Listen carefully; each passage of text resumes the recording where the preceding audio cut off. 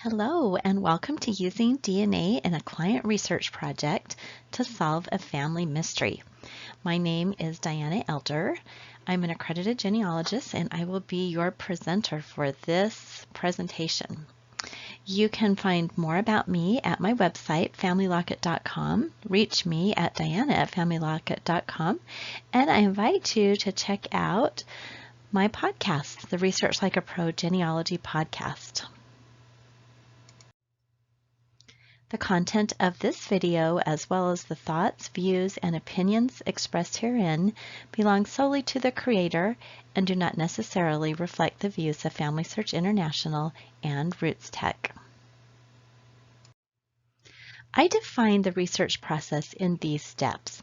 Nothing new. You may already be doing these, or you may have skipped a few, like me when I was a beginning genealogist.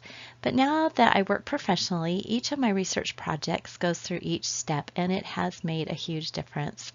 Even if you never do a client project or work for someone else, going through these steps on your own research will make all the difference. And especially as you add DNA to the mix, you need to make sure that you're focusing on a process so that you can have good results.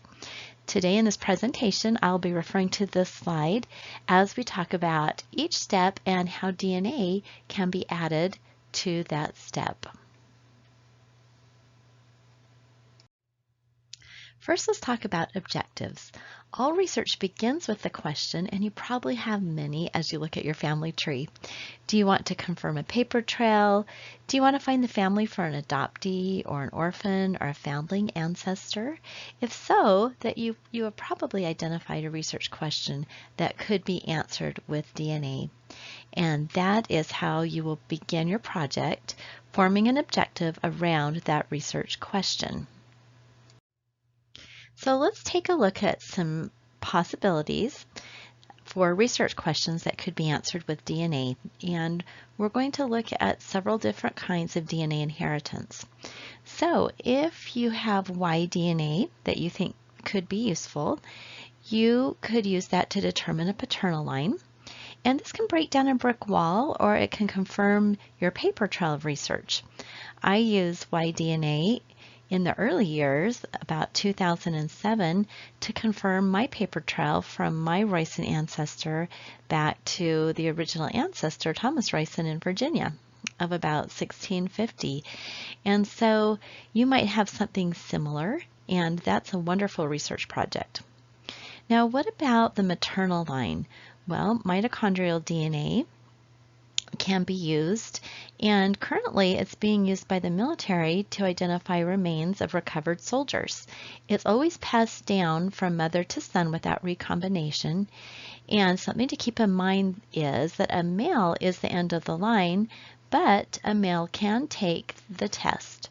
And so this is good at determining if two people are related through their maternal lines, and it often works best with targeted testing, having determined a line that's possible and then comparing the mitochondrial DNA. Autosomal DNA is all about cousin matching and ethnicity, and we can use autosomal DNA to prove an ancestor within 7 to 8 generations. Because of the large number of people in the databases for autosomal DNA, this is generally what we are working with as we're trying to prove the parents for an adoptee or for an ancestor born within those 7 to 8 generations. And then we don't want to forget about xDNA, and this is a unique inheritance pattern that can help you narrow down matches because it is passed only in a certain way. And so you want to make sure if xDNA could give you some help in your research project, that you are learning about that inheritance pattern and using the testing companies that actually report the xDNA. So this whole thing about objectives, what do objectives really do? Well, they guide our research, and it's important to decide exactly what we'd like to do with our research project. When we're working with DNA, we're looking at a biological relationship. And we may also be using DNA to prove that a certain person is our relative out of many with the same name based on a genetic connection. So when we create an objective, we want to make sure we're including key identifiers, and these include complete names, dates, and places. And that will help us to make sure we don't confuse the ancestor we are researching with someone of a very similar identity. It will also help us when we are comparing records to see if the record matches our person of interest. We won't have to go and look up their name or date or place in a family tree. It'll be right there in our objective. And particularly if we're working on a client project, we're not generally as familiar with the client's family as our own. And so it's good to have all those details right there in your objective. If we're working with DNA, we'll want to say something like, we are seeking to prove a hypothesized identity or a biological relationship.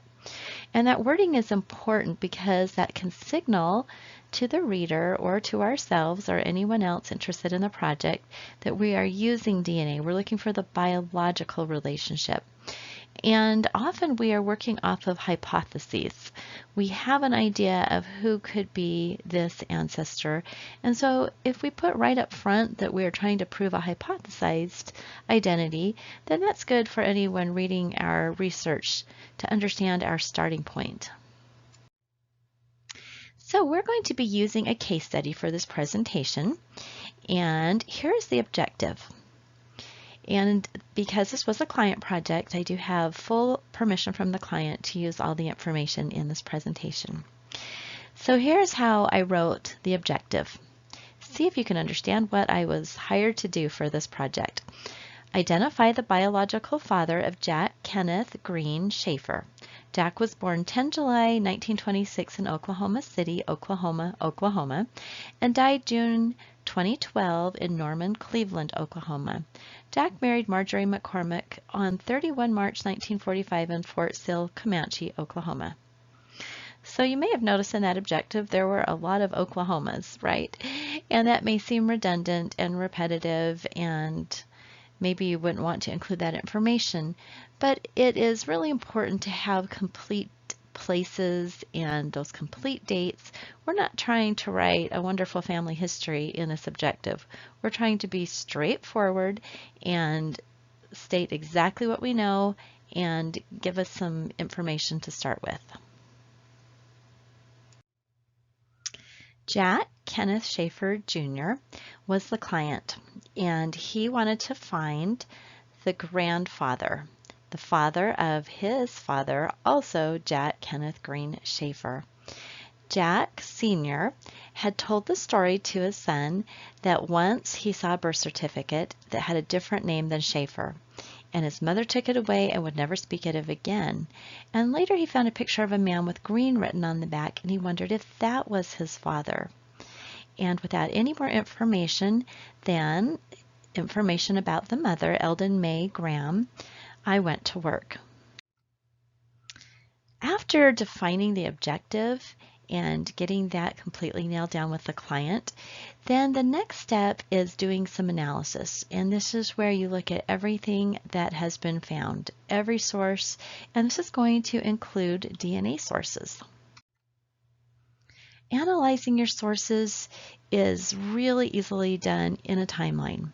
I like to make sure that I've got everything chronologically so I can see if there's missing census records or missing birth or death information. It also helps you to put a person's life into the context of the history and the things around them. Now, as you're going through the source analysis and analyzing the evidence, we can decide how accurate something is by determining if it's an original, derivative, or an authored source. For instance, if we have a death certificate that's good information for a death, but perhaps not so good for a birth, depending on the informant. So we want to make sure that we are looking at each source and not just taking the information at face value, but we're determining who gave the information. Would they have known about whatever they reported? Or could this have a little bit of an air of someone guessing about information. I once had a project where the birth certificate of a child was off by an entire month. And I only knew that because her mother had died in childbirth and I had the death certificate of the mother. The problem was that the doctor had not filled out the birth certificate for 8 months later, and he misremembered the actual month of the child's birth. So even when it may seem like a very reliable source, as we correlate all the evidence and look at all the sources together, we begin to get a clearer picture of what is happening. Now let's talk about DNA source analysis. DNA results are original sources, and our analysis of those can be wrong if we don't correctly understand how DNA inheritance works. We also work with authored sources in DNA. The family tree of our DNA matches. And as we all know, family trees can be accurate or they can contain a lot of inaccuracies. So just like any other source, we have to evaluate carefully those family trees and look at the sources that have been added to those and use our own analysis to determine if they are giving us good information or not. Each DNA website has tools to help you decide whether a relationship is possible based on the shared DNA. And third-party tools can also help. My favorite is DNA Painter, which has the shared Centimorgan project.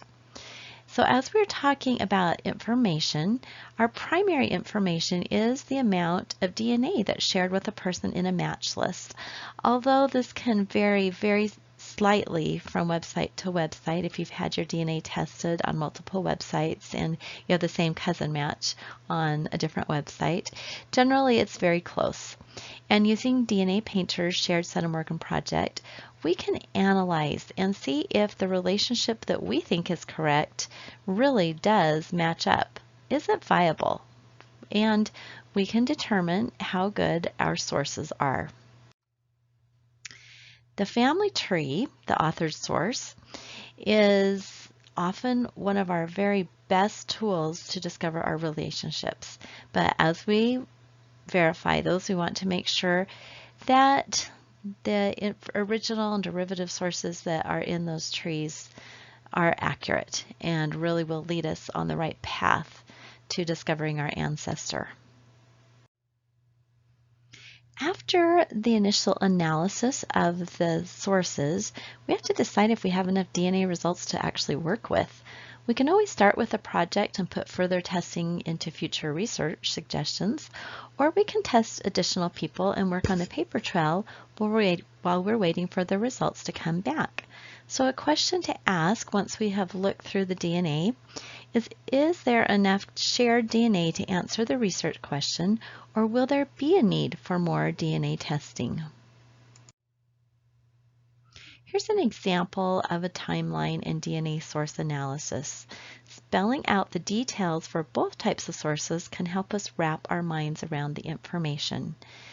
So in this example, you'll see that I've got a few sources there that were for Jack, and these sources were all the client had been able to find: 2 censuses and a marriage record. We also have Y-DNA and autosomal DNA. And we're going to go into much more detail about these sources, but I just wanted to give you an idea of what it could look like if you're putting information into a timeline. And I actually break up my spreadsheet so that one would be the timeline and a completely separate one would have all the DNA information. But here I've just combined them so you can get an idea of what it could look like. Let's take a look at that 1930 census.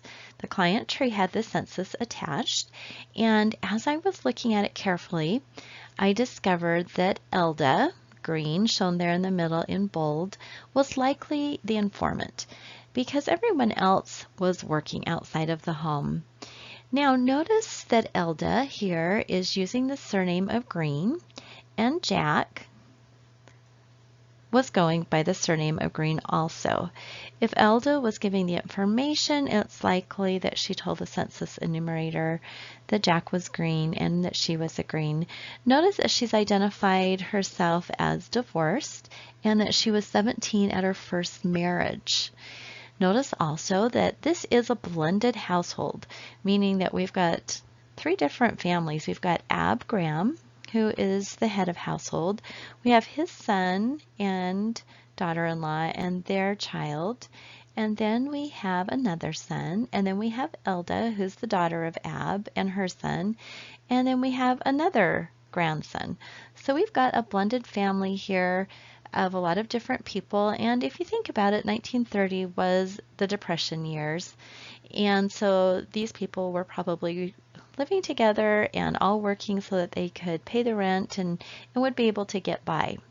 So the important information to take from the census is that Elda is going by the surname of Green, as is Jack.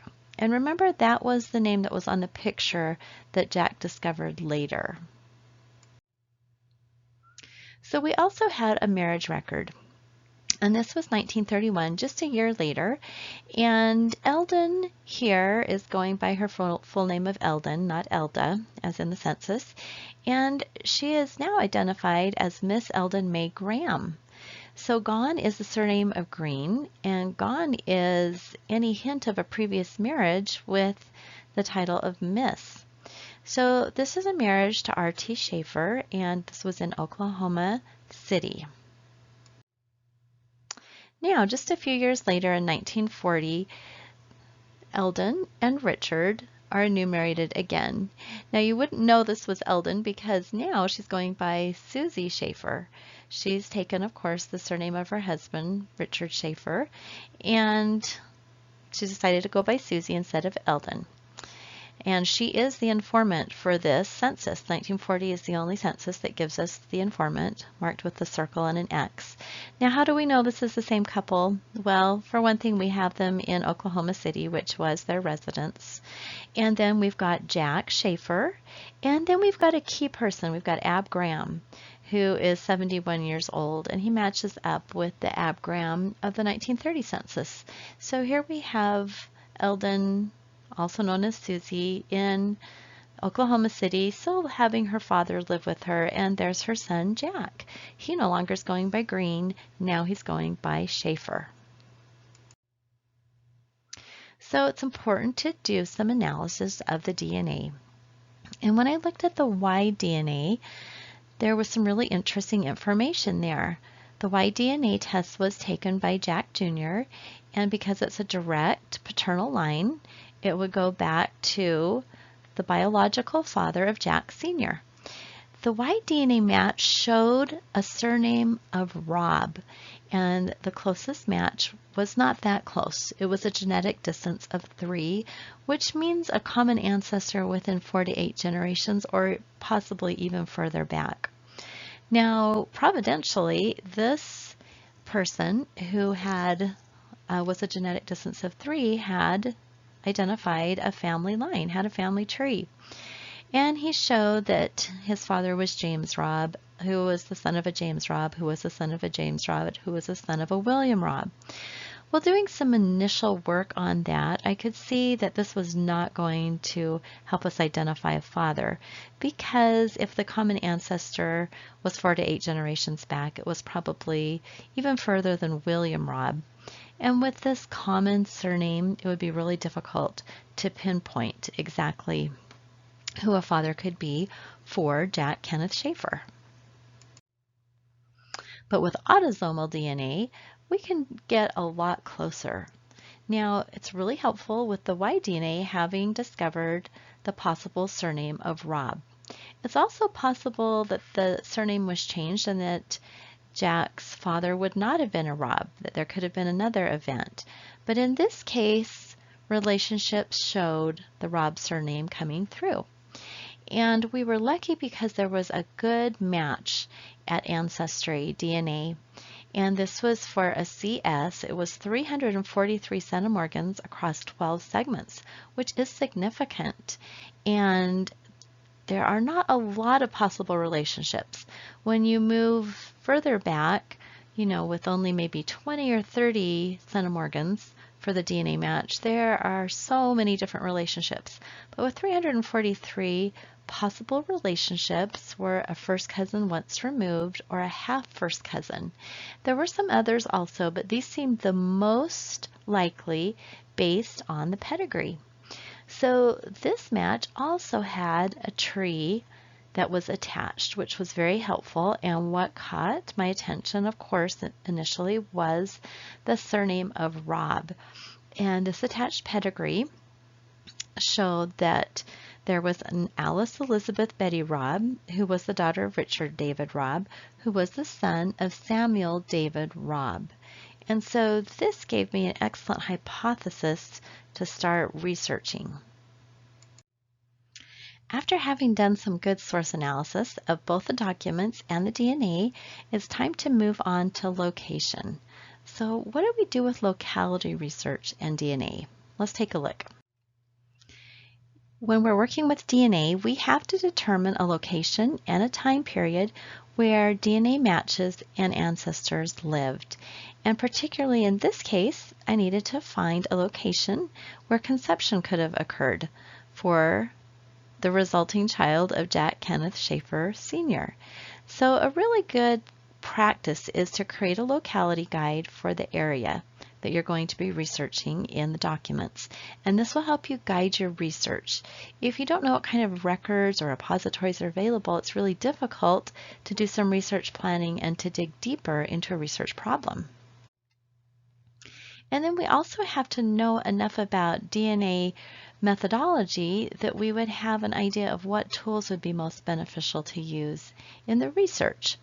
Do we want to do some clustering through the Leeds method, genetic affairs, or the company tools? Do we want to do some charting using Lucidchart or other mind mapping tools? Are we going to be trying out some triangulation with pedigrees and segments? Or will we be doing some segment work and painting segments using DNA Painter to find clues? And maybe what are the odds to test theories? So if any of these things are unfamiliar to you, then you'll want to do some good education and try out some of these different tools, because it's really important to know what you should do as you're getting started with a DNA project. So in this case, I did a small locality guide for Oklahoma City. And I say small because I was pinpointing a certain period of time. I didn't need to do a guide for Oklahoma City from its very beginnings to current time. I'm just looking at the 1920s and 1930s, and I had some specific records that I thought would be useful. We already had the census, but maybe going back to the 1920 census, I wanted to see what city directories were available and marriage and divorce records, birth records. So some really specific things for my locality guide. And so as you're working through a research project, you'll want to pinpoint from your source analysis from your timeline the locality and time period most likely to yield some good results for your research. In thinking about what DNA tools that I could use in the case study in this project, I determined that I could simply use the testing company tools and then chart the matches using the shared centimorgan tool in DNA Painter to discover possible relationships, and that I wouldn't need additional testers. My client had his DNA on Ancestry DNA, Family Tree DNA, and 23DNA, as well as the Family Tree Y-DNA project. So I felt like this gave me good coverage of his DNA on different websites so I could pick up a lot of different matches. And I had some good matches to work with, as I had shown you previously. And so I felt like this was enough to work with to actually make good progress on this case. So now it was time to do some research planning. After setting the objective, analyzing your sources, pinpointing a location, learning about that location, thinking of some good tools, some methodology that you can use for the DNA, it was time to really create a real working research plan. And in research planning, you always want to make a hypothesis. And often people will ask, how do you do a hypothesis? Well, you look at everything you've learned in your evidence analysis step from that timeline. And I like to create a new table and summarize everything in that table, or maybe a bulleted list. And then you can create a hypothesis using clues from what you know and from what you're trying to prove. So I have a hypothesis based on the DNA tree and the Y-DNA finding that his surname was Robb. My hypothesis was that Richard David Robb was the biological father of Jack and that the child was conceived in Oklahoma City in 1925. So I have a hypothesis, and now I can try to prove or to reject that hypothesis. And as part of the research planning, now I can identify some sources that could prove that hypothesis.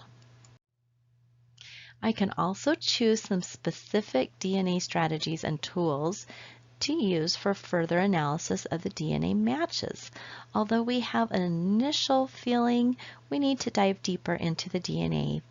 And then we need to prioritize the steps for both the documentary research and the DNA analysis. There are so many different things we can do for both documentary research and DNA analysis, but we want to do the things that are most likely to give us the answers that we need. And specifically, if we're doing client work, we want to make sure we're making excellent use of the client's time and money. And so it's important for that prioritization to take place. So here was my research plan for our case study. First, I wanted to see what we had for birth records. And I was very curious about what record that Jack Kenneth Schaefer Sr. found that his mother did not want him to ever see again. And then also, if Eldon was married, as she stated in the 1930 census, and divorced, is there a marriage and a divorce record for her? I also wanted to look at city directories because I found in my locality guide section of the process that there were city directories from 1920 all the way through 1930 and beyond. And I wanted to see if I could get more information on these two people, because the censuses were only 1920 and 1930, and my key point, reference point for the date was 1925. And then I wanted to search even more census records for Eldon and Richard David Robb. Now, what about for the DNA? Well, I wanted to start a chart, and I like to use Lucidchart, but there are other programs that you can use to also map out the matches. And I wanted to show the autosomal DNA matches from each testing website because the client did have his DNA on 3 different websites. I wanted to be able to show all of those. And then I wanted to compare the centimorgan amounts to probable relationships to see if it made sense.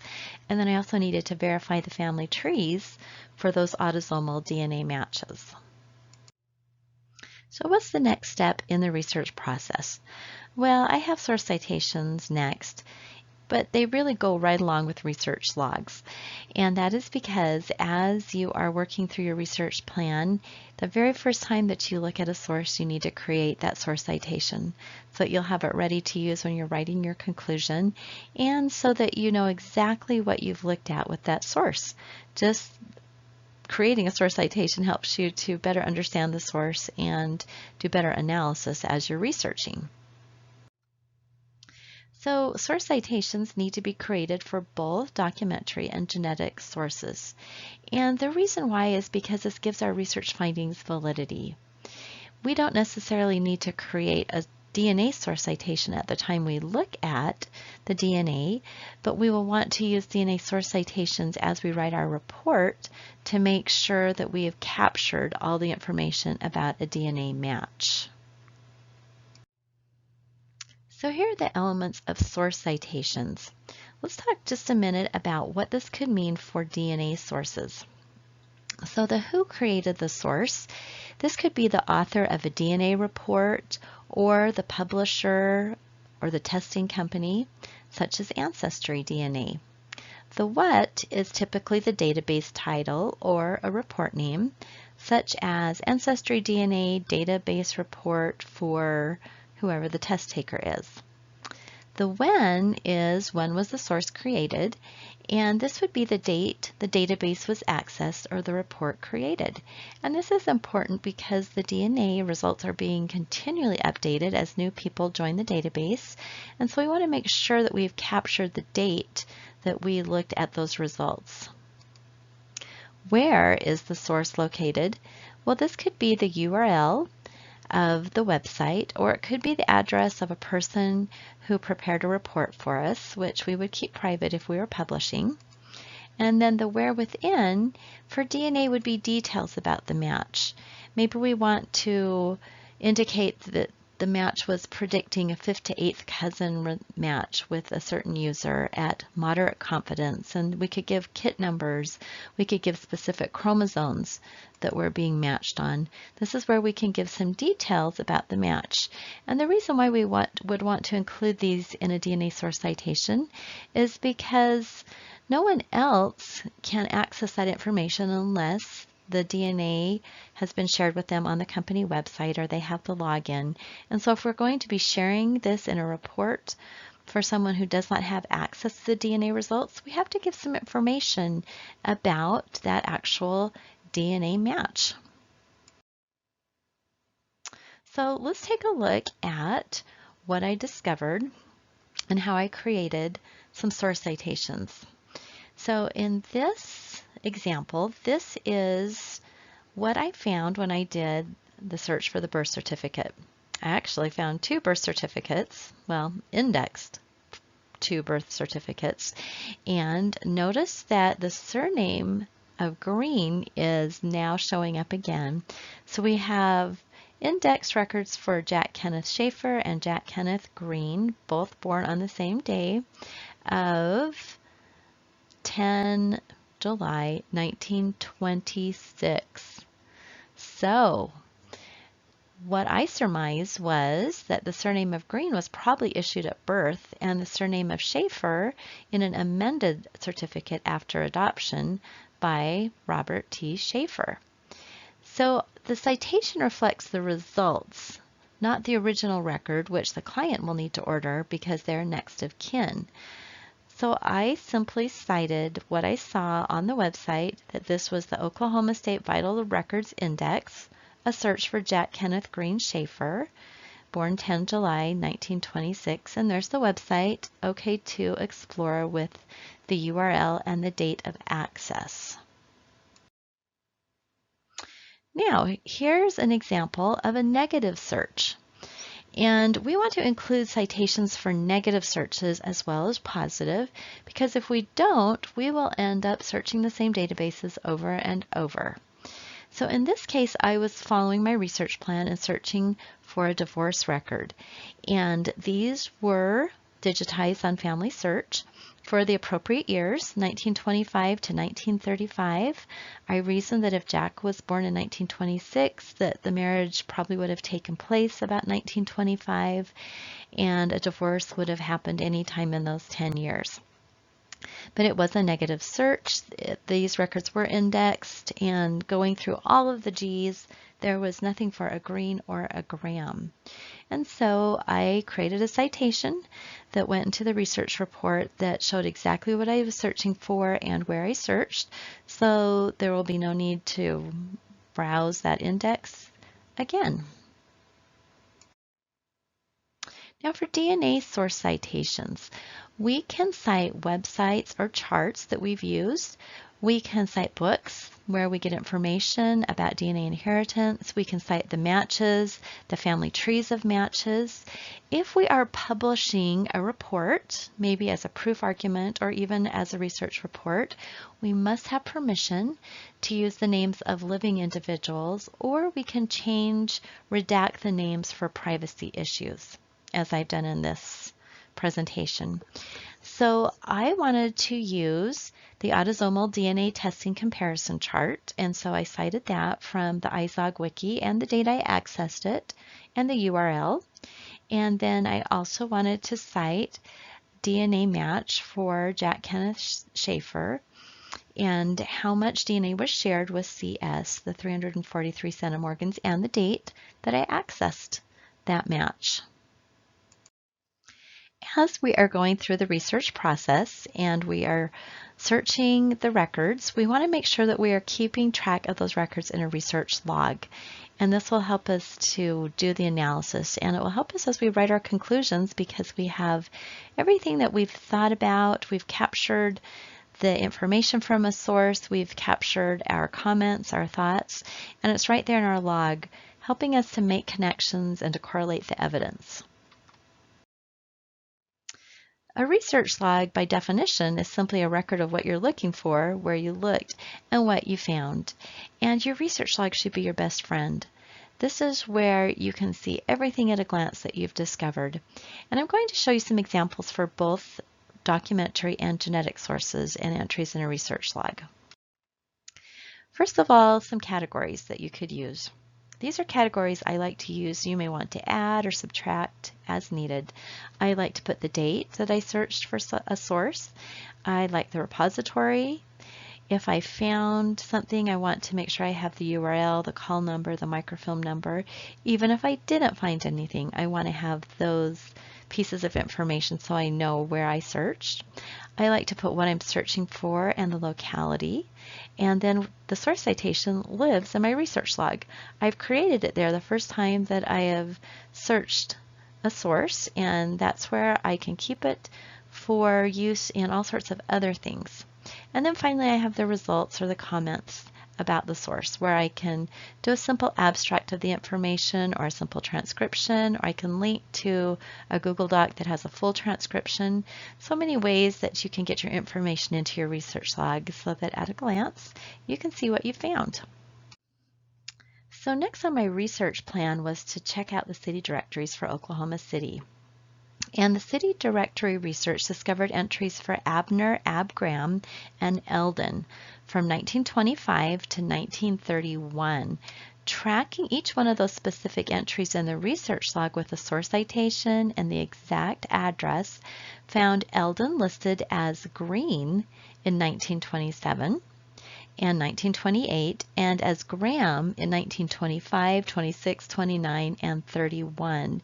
Consistent with the city directories was the fact that she was always in the household of her father, either named as Ab or Abner Graham.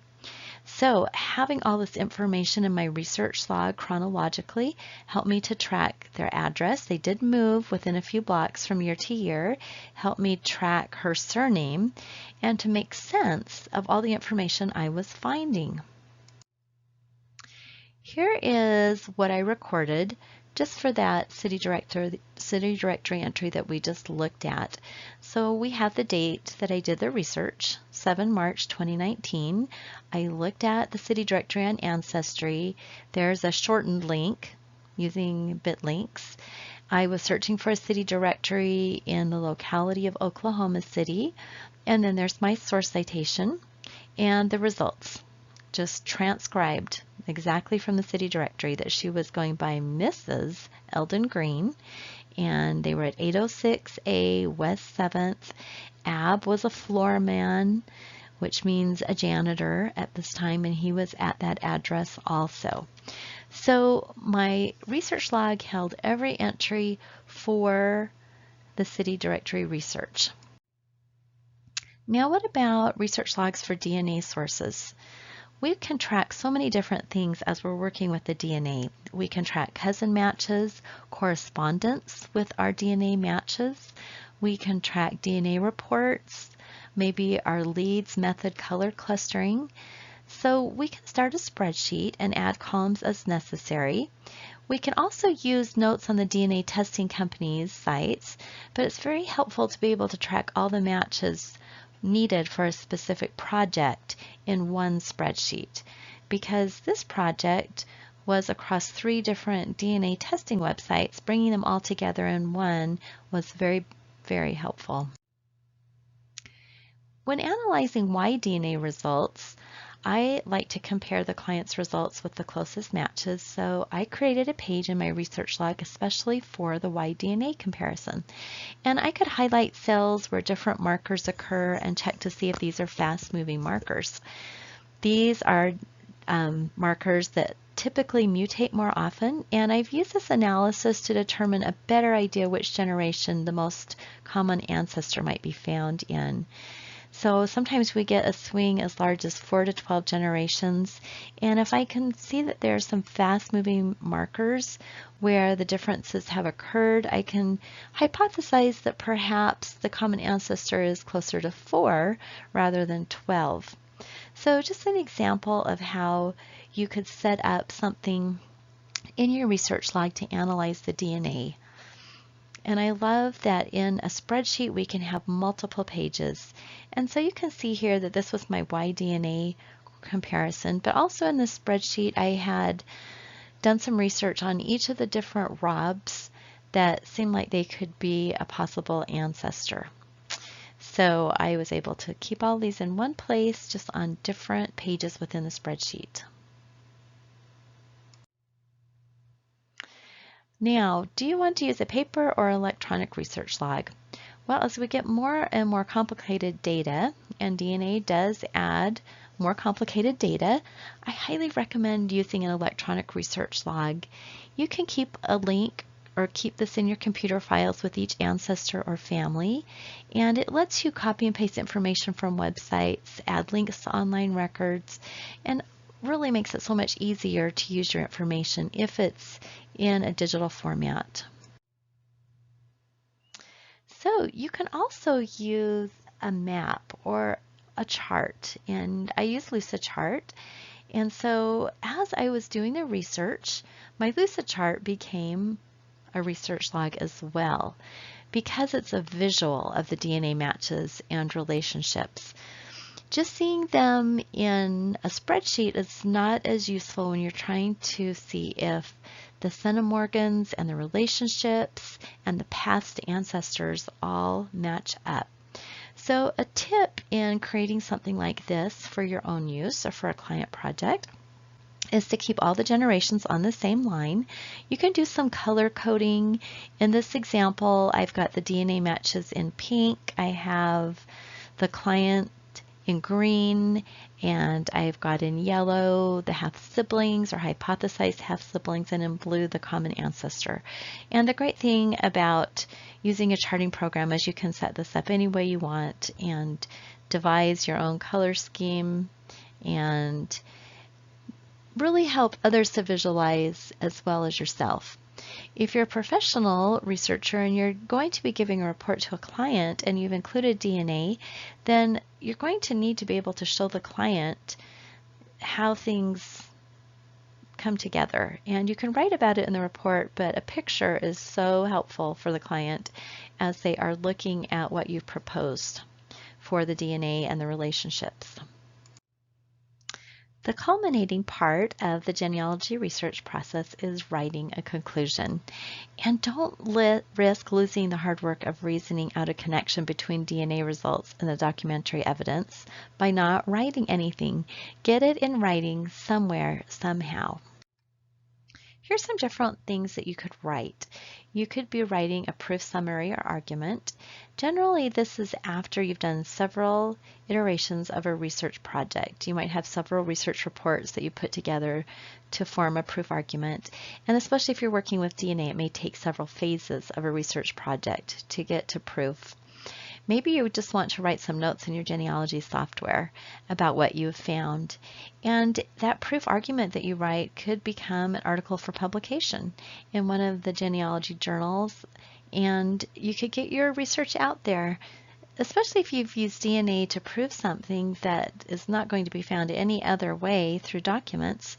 You're going to want to write something so that you can send it to DNA cousins and to your known cousins so that the family knows everything that you have learned from your great research. So how do you go about writing a conclusion? Well, here are some tips. Use a source citation to back up each statement that's not commonly known, and be extremely clear when writing about DNA results. They are difficult to explain, and you will need to use some visuals, such as a chart, diagrams, tables, and a single project may or may not get the hoped for results. Always include future research ideas for yourself or for a client. Start with your background information and just write anything to get started. What did you know at the beginning of the project? You can address the genealogical records that the client gave you or that you already had, and then you can talk about the DNA. And you may need to go back and forth between the two, talking about the documents, talking about DNA, back and forth. Address the information without any judgment. We don't know the whole story, only what the records and the DNA tell us. So here was the outline that I came up with for my case study. And when you're working with DNA and trying to combine that with documentary research into a report, it's very helpful to have an outline so that you get clear in your head what it is that you want to write about. So I outlined that I wanted to start with the background information, what was known first, and then I wanted to talk about Eldon and the records that we had found, the 1930 census, the city directories, the marriage record, and the census. And then I wanted to address the DNA test results and talk first about why DNA testing and the discovery of the Robb surname, and then the autosomal DNA testing. Then I wanted to come back to the documents and talk about Richard David Robb because we've identified him as a possible candidate. And I talked about his marriage and divorce to a Myrtle Hurley, which I discovered through documentary research. And I discovered that he had a daughter. They had a daughter, Alice Elizabeth Robb, who happened to be named in a pedigree of the DNA match. And I wanted to find him on the Oklahoma City directories, discuss that, and then his presence on the 1930 and 1940 censuses, and the obituary of Alice Elizabeth Robb that I had discovered. And then I wanted to wrap this all up in a nice conclusion and then have some ideas for future research. As we are writing things up, it's really important to correlate the evidence. We need to explain the significance of the key findings, both for ourselves, if this report is for us, and for our reader, if it's for a client or another family member. One of the tips is to be perfectly clear. Don't use a lot of pronouns. Make sure that whenever you're saying he or she, it's clear who you're referring to. And then also have someone else read the report. See if they understand what you're talking about. So here's a couple of examples from my report. City directories reveal Richard David Robb's presence in Oklahoma City in 1925.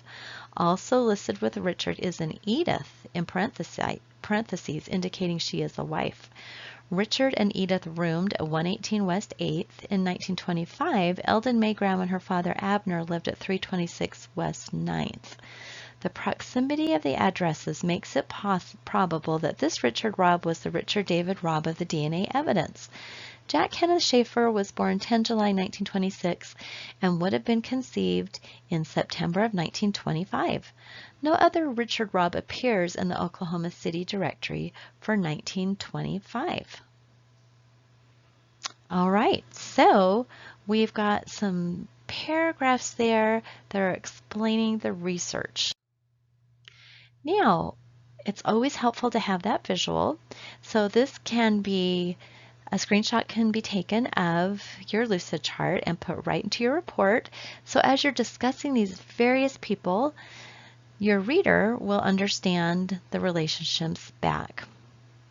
And so I found that Richard David Robb actually had a marriage to Myrtle Hurley, and that they had the daughter, Alice Elizabeth Betty Robb, and that DNA matches came through Alice. And those were key matches that pointed to this relationship. And then I also showed the relationship coming down for Eldon to Jack Jr. and Jack Sr. The obituary named the DNA match and parents Richard David Robb and Myrtle Hurley, which verified the other records. And in a report, you can abstract and transcribe documents like this for the reader. This obituary was key, and often when we're working with DNA, obituaries should be one of the very first sources that we search because they can name so many different descendants, and often they name living descendants who are our DNA matches. And that was the case in this obituary. This was an obituary for Alice Elizabeth Betty Robb Jones of Corpus Christi, Texas. And we have her birth date of June 9th, 1922 in Guthrie to Richard David and Myrtle Hurley Robb. And then her death date, her marriage date, and then survivors. And one of those daughters, which is anonymized here as CS, was the DNA match to Jack Kenneth Schaefer Jr. So in the conclusion, we can wrap everything up. Here's where we can bring together all of the DNA evidence, the documentary evidence, everything that we have been presenting in an entire report. The nice thing about a conclusion is that we don't need to cite it. We have source cited every single thing throughout the report, so here we can just clearly lay things out. And here is the conclusion for this project. Through DNA and documentary evidence, the father of Jack Kenneth Schaefer was proven to be Richard David Robb. Richard had married Myrtle Hurley in 1921, but was living with Edith George in Oklahoma City in the mid-1920s. He was present in the city directory of 1925 and in the same neighborhood as Eldon Graham. Their relationship is unknown, but the result was the child born in 1926 and named Jack Kenneth Green by his mother Eldon. Eldon also used the surname Green in the 1930 census and some city directory listings. So when we do our research report, we always want to include suggestions for the future research project. Whether this is for a client project or for yourself, you want to have this list while it's fresh in your head of what needs to be done next. For an ongoing DNA project, this could include additional testing, contacting of DNA matches, and additional analysis. It could also include building trees for matches, verifying trees, and more. For this case, the DNA evidence combined with the documentary research and was conclusive. But I've had many other cases involving DNA that the first project was really just the first phase of the research, and many more steps needed to be taken to come to proof. But here's some examples of future research suggestions that even though I was able to prove this relationship, there were other things that could be done, such as ordering those original birth certificates, and these had to be done by next of kin, so I put directions in there for the client to do that. And also the death certificate of Richard David Robb could be ordered. And then also to continue researching the Robb ancestry, trying to find that common ancestor that was shown in the Y-DNA test results. So as we come to the end of this presentation, I hope you've enjoyed following my progress as I took you through an entire research project. And I hope you can see how it was important to have an objective, analyze the sources, study the location, create a plan, keep a research log with source citations, and then to write a conclusion.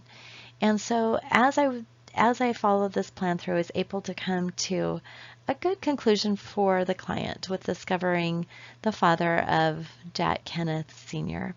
But whether you actually prove your hypothesis or whether you discover a missing ancestor, having gone through an entire process and done an entire project using the process and ending up with a written conclusion, it's going to give you a roadmap for what to do next. And when you return to this project, whether it's months or years later, you'll know exactly what you did and you can carry on as if no time had passed. You'll know exactly what you did and you'll remember everything that you did. So I just want to end with this quote. One of the worst things a genealogist can do is to get to the destination before making the journey. And I like that quote because the research process is the journey. And as we follow each of those steps, we originally get to our destination.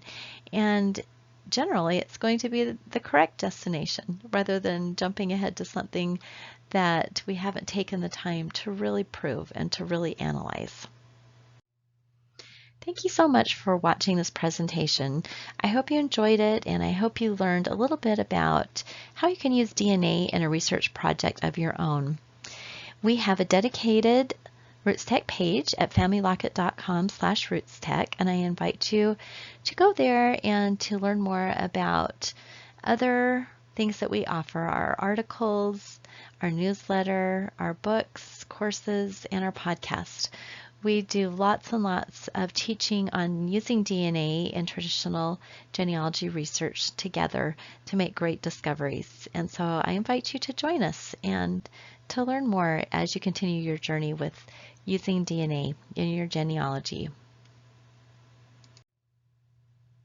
Please visit RootsTech Connect to watch other presentations. Thank you again for watching.